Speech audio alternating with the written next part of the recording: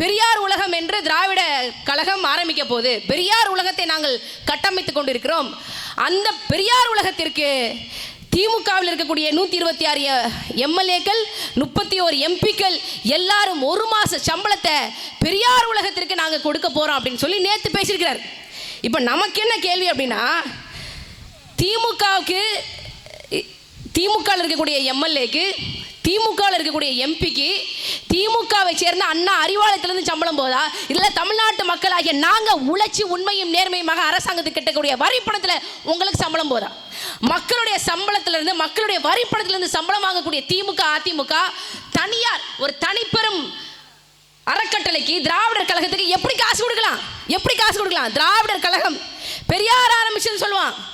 பெரியார், இது பெரியாரின் மண், இது பெரியாரின் பூமி, பெரியார் மண் தமிழ்நாடு, அண்ணாவின் பூமி தமிழ்நாடு என்று சொல்வார்கள். தமிழர்களை படிக்க வச்சதே பெரியார் என்று சொல்லுவான். படிக்க வச்சதே பெரியார் என்று சொல்லுவாங்க.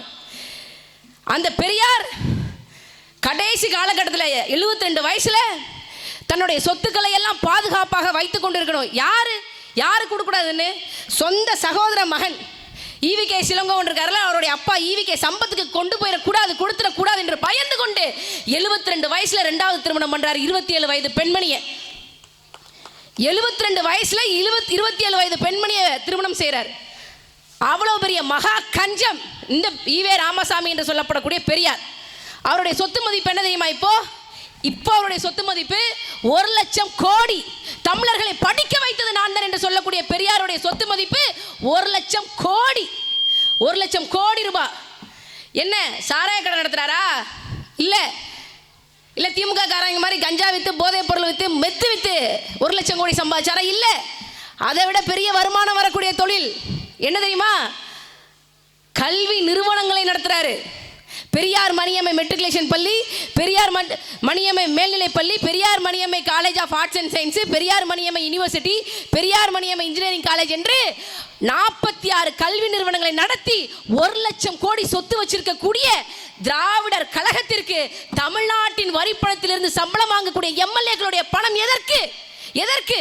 எம்எல்ஏக்களோட 1 மாத சம்பளத்தை புயல் அடிபட்டவங்களுக்கு, வெள்ளத்தில் பாதிச்சவங்களுக்கு, வறட்சியால பாதிக்கப்பட்ட ஏழை விவசாயிகளுக்கு கொடுக்கலாம்லையா? ஏழை விவசாயிகளுக்கு கொடுக்கலாமா? கொடுக்க கூடாதா? அவன் 1,00,000 கோடி ரூபாய் சொத்து வச்சிருக்கான் பெரியார். அவனுடைய ஒரு நிறுவனம் பெரியார் உலகம். அதுக்கு எதுக்கு திமுகவினுடைய எம்எல்ஏக்கள் எம்பிக்கள் உங்க 1 மாத சம்பளத்தை கொடுக்குறீங்கன்ற கேள்வி தமிழ்நாட்டில் நாம் தமிழர் கட்சியை தவிர்த்து வேற ஒரு அரசியல் கட்சி இதை பத்தி பேசவே மாட்டாங்க. நாங்கள் கொடுத்துருக்கிறோம். அரசு ஊழியர்கள் 1 மாசம் சம்பளம் கொடுப்பாங்க. எதுக்கு? ஒரிசால வெள்ளம் வந்தா, குஜராத்தில் பூகம்பம் வந்தா, கஜா புயல்ல திமுகவினுடைய பங்கு என்ன? ஒக்கி புயல்ல கன்னியாகுமரியில் செத்து மிதந்தாங்க மீனவர்கள். என்ன பங்களிப்பு என்ன? அவனுக்கு காசு இல்லையா? 1,00,000 கோடி சொத்து சேர்த்திருக்கக்கூடிய பெரியாருக்கு, அந்த அறக்கட்டளைக்கு, திராவிடர் கழக அறக்கட்டளைக்கு, பெரியார் உலகம் கட்டுவதற்கு 1.5 கோடி தமிழ்நாட்டு மக்களுடைய வரிப்பணத்தை எடுத்து ஊரா வீட்டு நெய்யை என் பொண்டாட்டி கையை என்று சொல்லி தமிழர்களுடைய வரிப்பணத்தை எடுத்து கொடுக்குறான் அப்படின்னா இவனை நம்பலாமா? இந்த திமுகவை நம்பலாமா? இந்த மு க ஸ்டாலின் அவர்கள் நம்பலாமா? யாரு பணம்?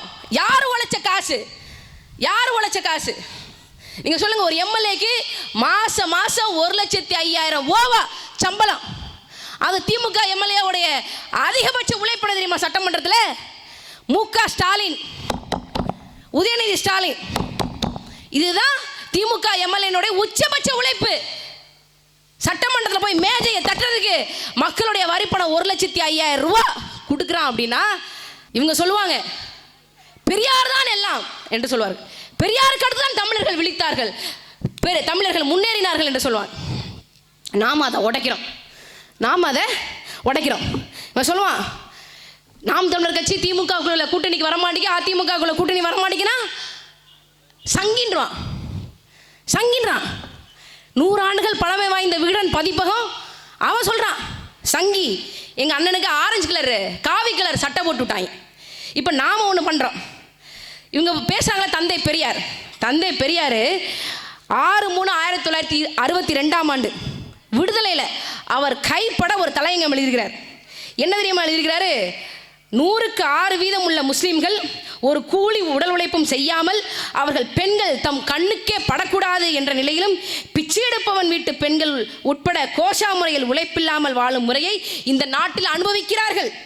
அதே நேரத்தில் நம் ஆண்களும் பெண்களும் அவர்கள் வீட்டு வேலைக்காரிகளாக இருக்கிறார்கள் அப்படின்னு சொல்றார். அடுத்து என்ன சொல்றாரு? இது அவரவர்கள் மத தர்மம் மத ஆச்சாரம் என்றால் யார் நாட்டில் யார் மத்தியில் யாருடைய மத தர்மம் யாரை இந்த நிலையில் இழிவுபடுத்துவது என்று சிந்தித்தால் தமிழனின் சுதந்திரம் சுயமரியாதை அளவு விளங்கும். இப்ப சொல்லு இஸ்லாமியர்களை இந்த மண்ணுக்கு சம்பந்தமே இல்லாம அவரே கைப்பட ஒரு தலையங்கம் எழுதியிருக்கிறாரே. பெரியார் யாரு? ஈவே ராமசாமியே கருப்பு சங்கிதான். இதுக்கு பதில் இருக்கா? இவங்க கிட்ட என்ன கேள்விகள் பதிலே வராது. ஒரு மாசத்துக்கு முன்னாடி பேசணும். ராமசாமி ஆரம்பிச்சு திராவிட கழகத்தினுடைய அறக்கட்டளைக்கு 1 லட்சம் கோடி எப்படி சொத்து வந்துச்சு? சாதாரண அரசு ஜிசிடியில் கவர்மெண்ட் காலேஜ் ஆஃப் டெக்னாலஜியில் ஒரு படிப்பு 10,000 ரூபாய்க்கு இன்ஜினியரிங் படிச்சு முடிச்சிருக்கலாங்க. ஆனால் இந்த பெரியார் மணியம்மை காலேஜில் இந்த கி வீரமணி நடத்தக்கூடிய இந்த இன்ஜினியரிங் காலேஜில் ஒரு படிப்பு 80,000 6 லட்சம் ரூபாய் கல்வி கட்டணம் கொள்ளை அடிக்கிற கல்வியை நிறுவனமயப்படுத்துற. நாங்க சொல்றோம், நாம் தமிழர் கட்சி ஆட்சிக்கு வந்துச்சு, எங்களுடைய முத வேலை இந்த திராவிடர் கழக அறக்கட்டளையை தமிழ்நாடு மக்களுக்கான அரசுடைமையாக நாங்க மாத்துவோம். உனக்கு எதுக்காக 1 லட்சம் கோடி பணம்? தமிழர் தந்தைன்னு சொல்றீல, தந்தை செத்து போனா சொத்தெல்லாம் மக்களுக்கு எழுதி வை. அதெல்லாம் தார்மீகம், அதெல்லாம் மனசாட்சி உள்ளவன் செய்யறது. அதை செய்யுங்கிறோம். இப்போ இந்த கேள்வி கேட்டிருக்கோம்ல, ஈவே ராமசாமி கருப்பு சங்கியான்னு கேட்குறோம்ல, இதை மாதிரி யார் தெரியுமா அந்த காலகட்டத்தில் எழுதினது? ஆர்எஸ்எஸ்னுடைய தலைவர் MS கோல்வால்கர் இருக்கார்ல, அவர் இப்படி எழுதினார்.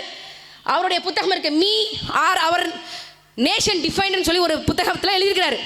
இஸ்லாமியர்கள் இந்துஸ்தானில் இருக்கக்கூடிய அந்நிய இனங்கள் எல்லாம் இந்து மதத்தை தங்கள் மதமாக ஏற்றுக்கணும். இந்துக்களுடைய கொள்கைகளை, இந்துத்துவ கொள்கைகளை பெருமையாக நினைச்சுக்கணும். கோல்வால்கர் எழுதினது. அவர் என்ன சொல்றாரு தெரியுமா? கோல்வால்கர், இந்துக்கள் அல்லாதவர்களுக்கு இந்த நாட்டில் குடியுரிமையே கிடையாது, நீங்கள் குடியுரிமையை கூட எதிர்பார்க்க கூடாது என்று RSS தலைவர் MS கோல்வால்கர் எழுதியதை ஈவே ராமசாமி இஸ்லாமியர்கள் 13 விழுக்காடு தமிழ்நாட்டு இஸ்லாமிகள் தொடர்ச்சியாக வாக்களிக்கக்கூடிய இந்த உதய சூரியத்தினுடைய சின்னத்தை சார்ந்த இந்த யாரு? ஈவே ராமசாமி அவர்கள் எழுதியிருக்கிறார். நான் பெரியாரின் பேரன் என்பதில் பெருமை கொள்கின்றேன் சொன்னது யாரு? ஸ்டாலின். பெரியார் இப்படி எழுதியிருக்கிறார். ஸ்டாலின் அவர்களுடைய பதில் என்ன? இது கூட பரவாயில்ல. அடுத்து எழுதியிருக்காரு, நமது நாட்டில் மைனாரிட்டிகள் உரிமை, அவர்களது சமய கலாச்சாரம் பண்பு என்பதற்காக பல காரியங்களில் நாம் நம் சுயமரியாதை விட்டு கொடுத்து வந்த காரணமே இந்த நாட்டில் மைனாரிட்டிகள் பெரும் கேடும் துரோகமும் அடைய வேண்டியவர்கள் ஆகிவிட்டோம். மைனாரிட்டிகள், இஸ்லாமியர்கள் மைனாரிட்டிகள். நாங்க சொல்றோம், இஸ்லாம் என்கின்ற மதம் அரேபியாவிலிருந்து தமிழ்நாட்டிற்கு இறக்குமதி செய்யப்பட்ட மதம் தான். ஆனால் இங்கு இருக்கக்கூடிய இஸ்லாமியர்கள் தமிழ்நாட்டை பூர்வீகமாக கொண்ட ஆதித்தமிழ் குடிகள் என்று நாம் தமிழ் கட்சிக்காரங்க நாங்க சொல்றோம். யாரு சங்கி? பதில் சொல்லு. சொல்ல முடியாது. காரணம் தெரியுமா? முக ஸ்டாலின் அவர்களால் சொல்ல முடியாது. என்ன சொல்ல முடியாது? தேர்தலில் தமிழ்நாட்டில் ஒரு இடத்துல கூட சொல்ல முடியாது. நாம் என்ன சொல்கிறோம்? நாங்கள் வந்த விவசாயத்தை அரசு பணியாக மாற்றுவோம். அது எப்படிங்க மாற்ற முடியும்? விவசாயத்தில் அரசு பணியாக மாற்றினா என்னங்க ஆகிறது கேட்பாங்க. அதுக்கு தான் நாம் என்ன பண்ணுறோம்? அவன் பொருள் எடுத்து அவனை அடிக்கணும் அப்படின்னு சொல்லி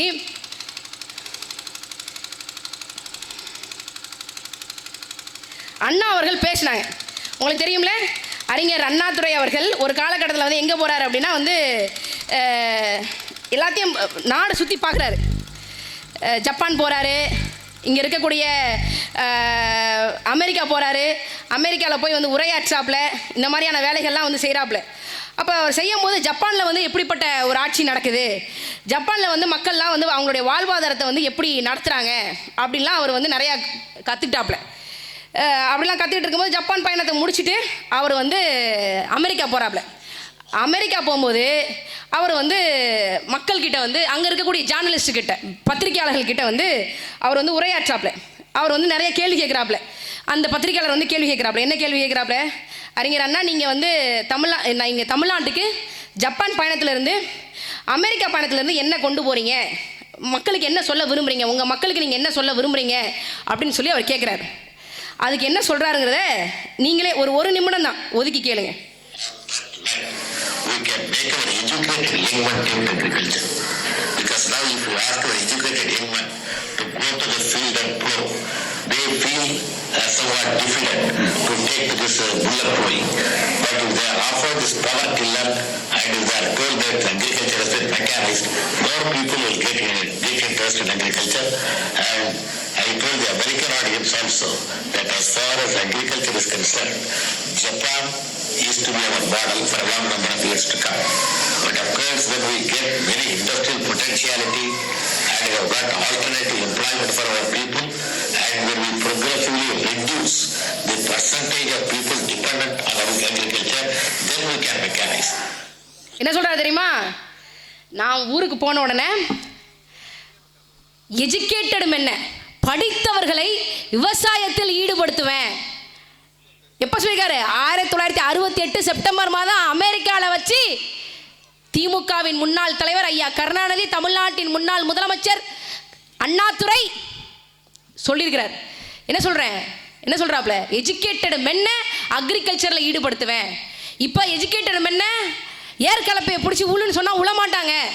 அதனால ஜப்பான்ல இருக்கக்கூடிய பவர் டில்லரை இறக்குமதி செஞ்சு அதன் அடிப்படையில் அதை நான் எஜுகேட்டட் மென்னுக்கு கொடுத்து அவர்களை நான் விவசாயத்தில் ஈடுபடுத்துவேன் என்று சொல்லி, படித்தவர்களை விவசாயத்தில் ஈடுபடுத்துவேன் என்று சொன்னது எங்கள் அண்ணன் செந்தமிழன் சீமான் அவர்கள் மட்டுமல்ல.